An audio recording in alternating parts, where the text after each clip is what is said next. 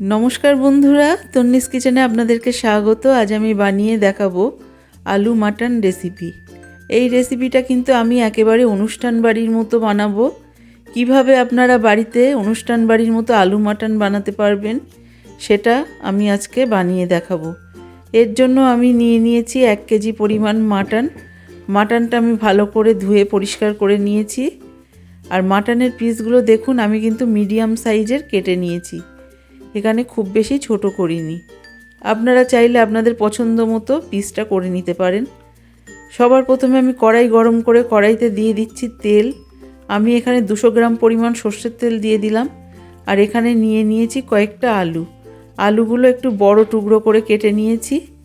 তেলটা ভালো করে গরম হলে আমি আলুগুলো তেলের মধ্যে দিয়ে দিচ্ছি। আলুগুলো কিন্তু এখানে উল্টে পাল্টে খুব ভালো করে আমাদেরকে ভেজে নিতে হবে।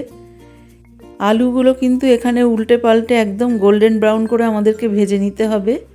আমি যেহেতু মাংসটা প্রেসার কুকারে দেব, সেই কারণে কিন্তু আলুটা এখানে গোল্ডেন ব্রাউন করতে হবে। দেখুন, আলুটা কিন্তু আমার গোল্ডেন ব্রাউন করা হয়ে গেছে, এটা প্লেটে তুলে নিলাম। এইবার বাকি যে তেলটা আছে তার মধ্যে দিয়ে দিলাম সামান্য গোটা জিরে ফোড়ন আর 6 থেকে 7টা মিডিয়াম সাইজের পেঁয়াজ কুচি। এই পেঁয়াজটা যখন ভাজবো তখন কিন্তু গ্যাসের ফ্লেমটা একদম হাইতে রেখে ভাজতে হবে, কারণ পেঁয়াজের মধ্যে যে এক্সট্রা জল থাকে সেটা তাড়াতাড়ি তাহলে ড্রাই হয়ে যাবে।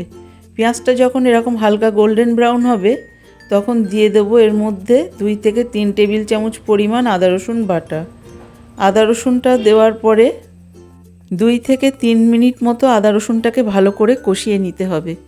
এখানে আদা রসুনের কাঁচা গন্ধটা চলে গেলে তখনই কিন্তু আমি এর মধ্যে দিয়ে দেব ধুয়ে রাখা বা ফ্রেশ করে বেছে রাখা মাটনের পিসগুলো আমি ভালো করে কষিয়ে নেব 5 মিনিটের মতো। এই সময় কিন্তু গ্যাসের ফ্লেমটা আমি একেবারে হাইতে রেখে দিয়েছি। এরপরে দিয়ে দিচ্ছি 1 চা চামচ পরিমাণ নুন, 1 চা চামচ পরিমাণ হলুদ আর দিয়ে দিচ্ছি 2 চা চামচ পরিমাণ শুকনো লঙ্কার গুঁড়ো। মশলার মধ্যে 1/2 চা চামচ ধনে গুঁড়ো, 1 চা চামচ জিরে গুঁড়ো। সমস্ত উপকরণগুলো দেওয়ার পরে আমি ভালো করে কষিয়ে নেব আরও 5 মিনিট মতো। এখানে কিন্তু গ্যাসের ফ্লেমটা আমি হাইতে রেখেই কষিয়ে নিচ্ছি। যেহেতু মাটন থেকে বেশ কিছুটা জল এখানে বেরোবে, আমার এখানে নুনটা দেওয়া হয়ে গেছে। এই নুনটা দেওয়ার কারণেই কিন্তু মাটন থেকে জলটা বেরোবে। দেখুন কতটা জল বেরিয়েছে, আমি কিন্তু এখানে কোনো রকম জল ইউজ করিনি। এই পর্যায়ে যে চর্বিগুলো এর মধ্যে দেওয়া ছিল, চর্বিগুলো কিন্তু আমি একটা পাত্রে তুলে নিচ্ছি। এখানে চর্বি দেওয়ার পরে বেশিক্ষণ কষালে চর্বিগুলো গলে যাবে, সেই কারণে দিয়ে দিচ্ছি 2টো তেজপাতা আর 1/2 চা চামচ পরিমাণ শাহি গরম মশলার গুঁড়ো। আপনারা চাইলে এখানে বাটা মশলা দিয়েও মাংসটা বানাতে পারেন। আর আপনারা চাইলে এখানে শাহি গরম মশলার গুঁড়োর পরিবর্তে নর্মাল যে গরম মশলার গুঁড়ো সেটাও কিন্তু ইউজ করতে পারেন। তবে শাহি গরম মশলা দিলে কি হয়, টেস্ট একদম অনুষ্ঠান বাড়ির মতো হয়, সেই কারণে আমি শাহি গরম মশলার গুঁড়োটা দিলাম। কষাতে কষাতে যখন এক্সট্রা জল একেবারে শুকিয়ে যাবে আর সাইড দিয়ে এরকম তেল ছাড়তে শুরু করবে, সেই পর্যায়ে কিন্তু বুঝে নিতে হবে আমাদের মাংসটা কষানো হয়ে গেছে। এইবার আমি এখানে ঈষদ উষ্ণ গরম জল ঢেলে দিচ্ছি। আমি এখানে 1 লিটার মতো গরম জল ঢেলে দিলাম। আপনারা ঝোলটা আপনাদের পছন্দ অনুযায়ী বানাবেন। এখানে কতটা ঝোল বানাতে হবে সেই পরিমাণে কিন্তু আপনারা জলটা দেবেন।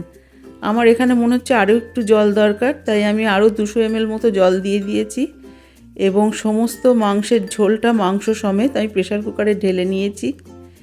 এরপরে যখন ঝোলটা ফুটতে শুরু করেছে সেই সময় দিয়ে দিচ্ছি ভেজে রাখা আলুগুলো একটু উপরের দিকে আছে। আলুগুলো দেওয়ার পরে একটু এরকমভাবে একটু চেপে চেপে দিতে হবে যাতে পুরো আলুগুলো একটু মাংসের ঝোলের মধ্যে ডুবে থাকে। আর দিয়ে দিচ্ছি কষিয়ে তুলে রাখা সেই চর্বির টুকরোগুলো। এই পর্যায়ে চর্বিগুলো দিলে কি হয়, চর্বিটা ঝোলের সাথে ঘেঁটে যায় না, অথচ খুব ভালো সেদ্ধ হয় আর গোটা গোটা থাকে। এরপরে ঝোলটা ভালোভাবে ফুটে উঠলে আমি প্রেসার কুকারের ঢাকনা লাগিয়ে এখানে 10 থেকে 12টা হাই হিটে সিটি মেরে নেব। 10টা 12টা সিটি পড়ার পরে আমি এখানে গ্যাসের ফ্লেমটা অফ করে দেব এবং প্রেসার কুকারটা পুরো নর্মালে আসতে দেব। তারপরে প্রেসার কুকারের ঢাকনা খুলে আমি আপনাদেরকে দেখাচ্ছি। দেখুন, এখানে মাটনটা কিন্তু খুব ভালোভাবে সেদ্ধ হয়ে গেছে এবং প্রেসার কুকারের ঢাকনাটা খোলার পরে মাটনটাকে কিন্তু আমি কড়াইতে আরও একবার একটু ফুটিয়ে নেব। নইলে কিন্তু প্রেসারে মাটনটা রেখে দিলে একটু টক ভাব হয়, সেই কারণে আমি মাটনটা কড়াইতে ঢেলে দিলাম এবং গ্যাসের ফ্লেমটা লো টু মিডিয়ামে রেখে 5 মিনিটের জন্য ফুটতে দিলাম।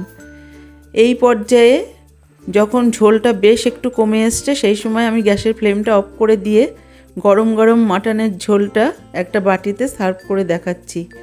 দেখুন এখানে মাটনটা কতটা লোভনীয় হয়েছে, আর এই মাটনটা গরম গরম ভাতের সাথে সার্ভ করুন, দুর্দান্ত লাগবে, আমি গ্যারান্টি দিয়ে বলছি। আমার এই রেসিপিটা যদি ভালো লাগে তাহলে অবশ্যই সাবস্ক্রাইব করবেন, লাইক দেবেন এবং শেয়ার করবেন।